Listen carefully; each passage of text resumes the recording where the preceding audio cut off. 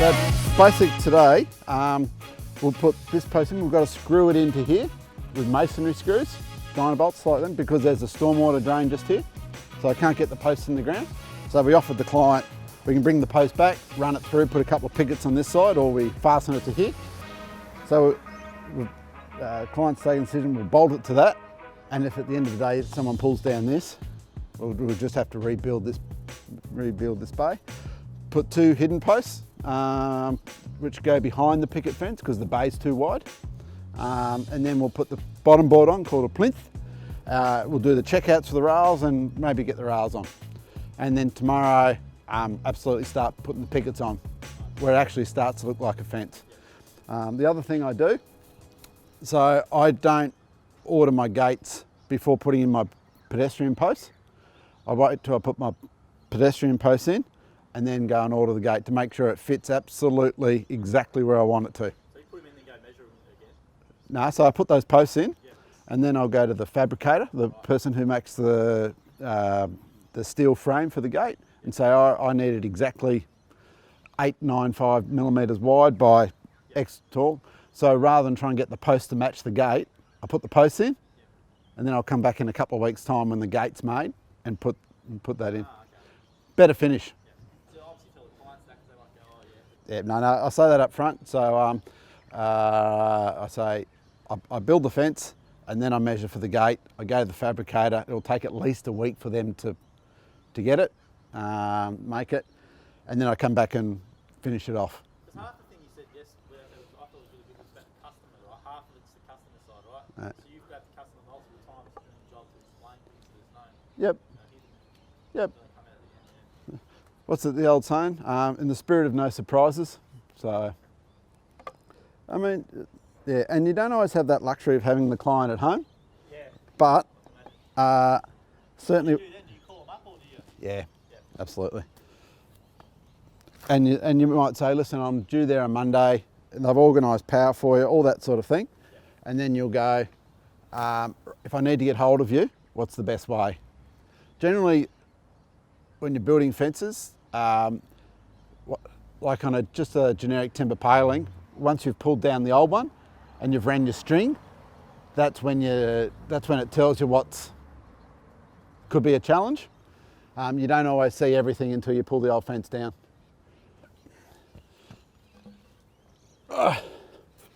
Once this post is on, it's happy days. So, tell you what, this job does keep the weight off. So what I'm doing is I'm big countersinking. You use masonry screws, but they're only 100mm long. You can't really get much longer. Those posts are 115 in depth, 125 rough, 115 dressed. So you basically make a big hole so you can get your bolt all the way through, and you got enough at the other end to go into the.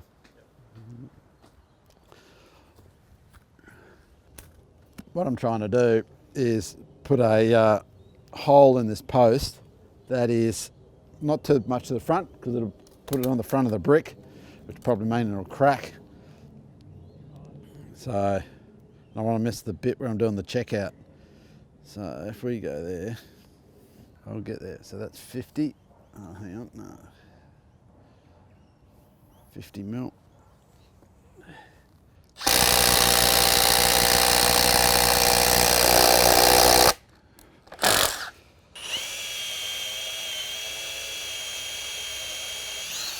I've basically set that up, and now I line it up on the brickwork. I use a masonry drill to drill a hole in the brickwork, and then basically just screw them in.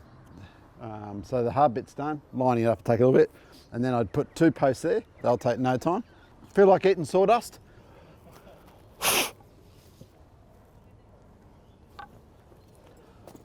This looks a bit sus. Don't put this on a bloody camera. No. I'm the one kissing the post. Going the extra mile. You can get a little blower thing that just go. I just have it, and they're about $5. Do you think I've remembered to? No. Gotcha. That's perfect. So what you have to do with these, rather than use like a impact driver or a wrench or something, because you don't feel it when it goes into the brick and it'll just pull the brick out. Right. So you got to do it by hand so you can actually feel it. Just out a fraction, which is not how it went on. So I don't know. How far out? Oh, it's enough. Look here. Yep. You can see the bubble. Yeah, yeah. See how it's just Just a inside. little bit over, yeah. Yep. Whereas that, Yep. Oh, it's not just a tad, isn't it? It's not. just a tad. So all I'll do is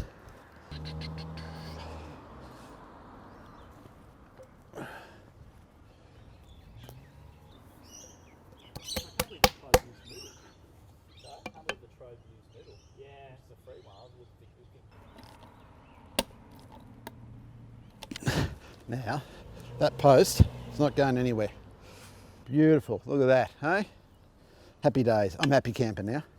So what we do now, we're just putting the 2 hidden posts in. Then I'm going to stop for a quick coffee. Another one. So what I'm doing here, just to explain it to you guys. So these posts are all in a line. And then what I'm putting in is a post that goes behind the picket that you don't see, which is what we call a hidden post. And then make sure I get my post exactly in the middle.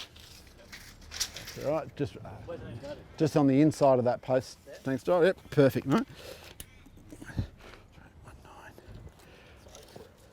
No, that's all right. It's only a 1.9. Right there.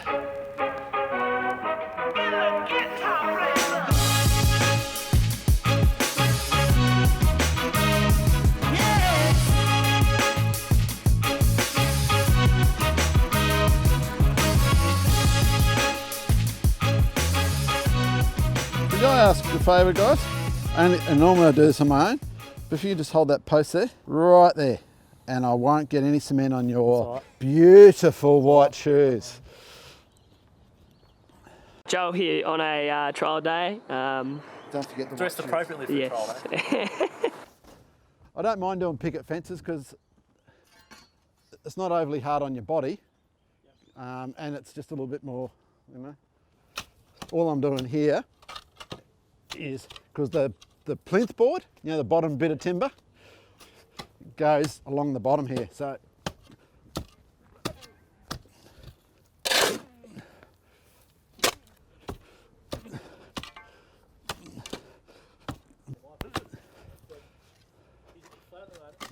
what a lazy fencer would do would be to, and you see this, like just lift the plinth up a bit higher. Whereas the yep, yeah, it does a bit. So we're fencers, we're not gardeners, so we just take out what we need. It's just that tree. What I got to be careful. There's a Telstra pit just here. If I cut through that, that's my profit.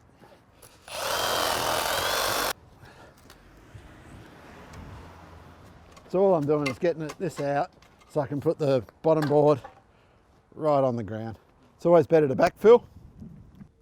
So what I'm doing here is, you'll see in a sec.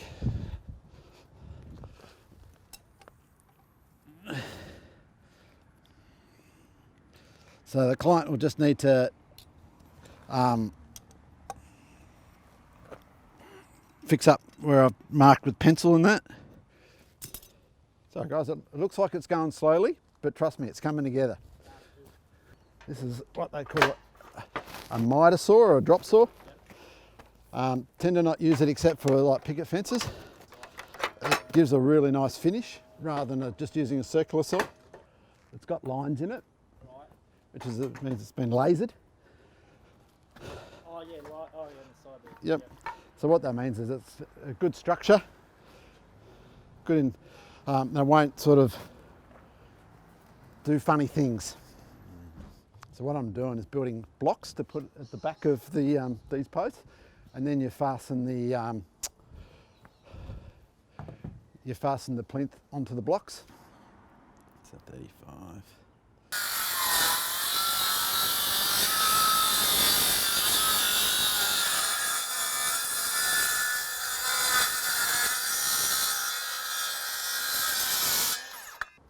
I don't think we'll get the rails in today, but we'll get pretty close. What you do is plug it in.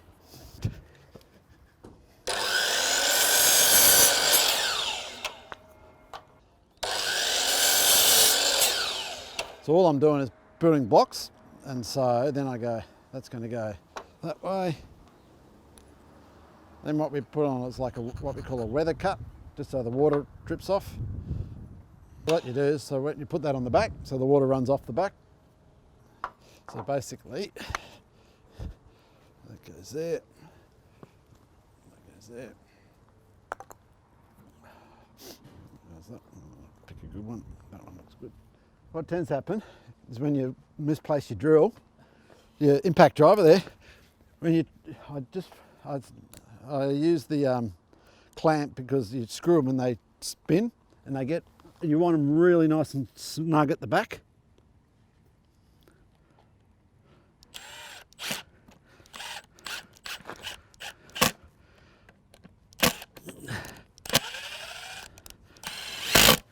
Bang.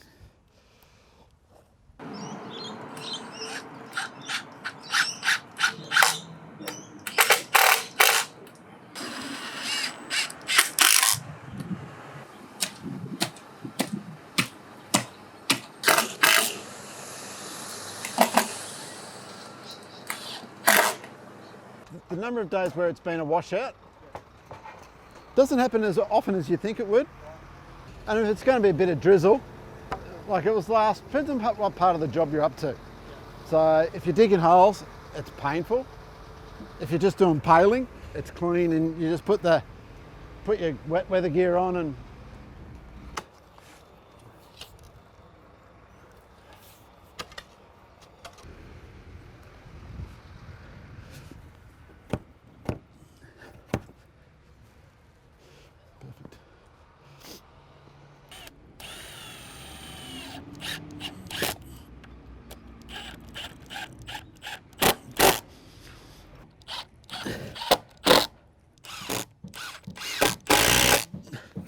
that's not going anywhere.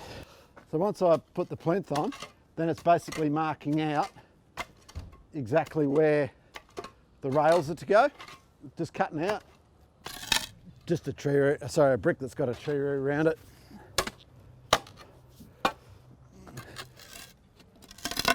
That's another thing that happens in Brunswick a bit. There's a lot of people burying stuff. Got him. So you'll see, like, you can't get timber to match. So I butted this piece right up against that because that gets foot traffic. Whereas this bit up here, it's probably about 2 mil short, but you fill that with no more gaps, and by the time you paint it, you don't see it.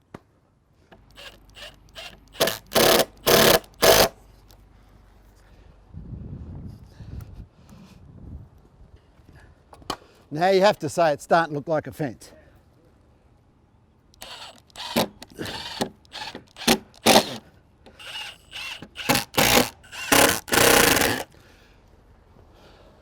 So that's my plinth done. Straight as a gun barrel. So basically, the height of the fence is going to be that plus that. So now I'm just trying to work out where I'm going to put my rails. Yep. So I'm using that as a template. We just agreed. So, yeah, so you buy the pickets in 900 or 1200 or 1500, 300 mil increments. I know the bottom one's 140. So one of the ways to do it. So rather than buy, so if they said they wanted something 50 mil higher, then you have to buy taller pickets and manually cut each one, which is not hard, but just takes more time and more materials. So I said, why don't we make it the lowest part, 1040, which is 140 plus 900. So these ones just go bang, bang, bang, bang, bang. And then I cut the taller ones because it's going to be taller like that, and then step down to 3. See, 900. So then I'll go, righto, roughly, where do I want my rails? No right or wrong. So that's 100 mil up from the bottom. This is just an example. So that would take it to, which is not a bad height, so the bottom rail would be there. And then I just got to work out where I want to put my top one. So I'm going, right, where do I want my rails? That's all I'm trying to work out. So all I'm doing now is using this as a template. I'm going.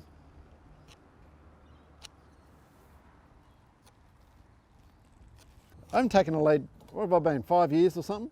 I haven't taken a lead for bloody 2 years or 3 years. So you getting people just referral work bringing up, and I canvas for much, or is it just something you just organically get normally? it's just grown organically. Yeah. But, and it gets to the point sometimes when my pipeline gets a bit skinny, and I go, maybe I should jump it. No, no, I won't. How much is your pipeline in advance? Is it like a month in advance? Or? Generally between about 2 to 6 weeks, just depending. So all I'm doing now, unfortunately with picket fences, you've got to, unlike these where you can bash, bang and get it all done, you're cutting out, so you just need to take your time a bit more.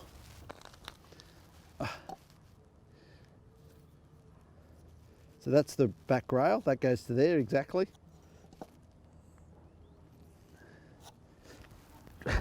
Watch out for old rusty letterboxes. How's it going? Not bad, not bad. Still got the paparazzi here. Yeah. They've been going at me all day. Yeah. You love it. Not really. I'll enjoy the company, but so yeah, no, all good. You can see these couple of holes here, Oh, yeah. and that's not going anywhere. Nice, yeah. Yeah. Very nice. And the fence doesn't go as high as that. Don't worry, they get cut, those ones. As high as. Oh, yeah. You'd be Not surprised. look. So when you put, like even those ones, people come out and go, because you got the top of the post and they're, it's going to be that high. No, don't worry. It comes off, comes off. So, Very good. and I'll be back tomorrow roughly about the same time to start. Yeah. Pulling it together. I'll hang around. I normally sort of shoot off a bit early to go over to my other job. Yep. But yeah, I'll hang around till about, so you'll be about quarter past 7, Yep. same sort of time. Yep. Too easy. Morning everyone.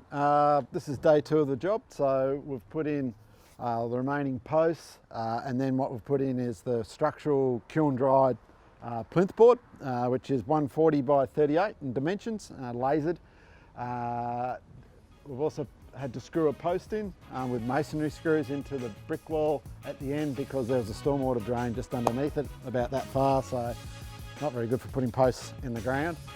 So I'll do the checkouts for the rails and then we'll cut the hidden posts there, and tomorrow we'll start putting the pickets on and it'll start looking like a fence.